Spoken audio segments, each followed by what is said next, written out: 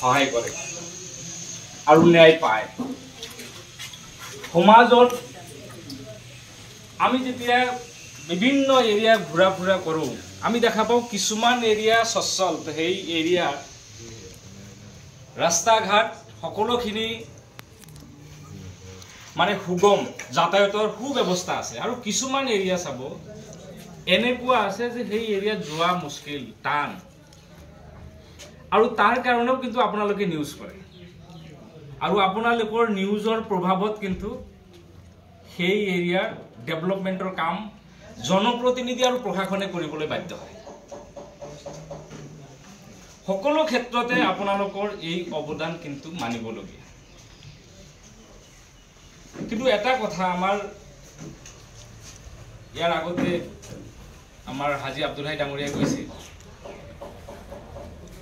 যে কিছুমান ক্ষেত্ৰত আমাৰ অলপ ভুল হয়।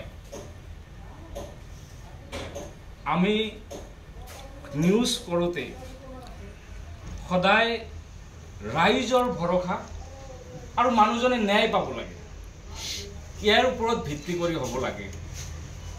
কেতিয়াবা দেখা যায় যে কোনোবা এটা নিউজৰ বলি কোনোবা হয়। আহ্বান জনাম যাতে আমাৰ মাজৰ পৰা এই ভুল ত্ৰুটিখিনি যাতে নহয়, আৰু সংবাদ মাধ্যমক যেন সকলো মানুহে, সকলো স্তৰৰ মানুহে সন্মানৰ চকুৰে চায়। আৰু আজিৰ এই অনুষ্ঠানখনত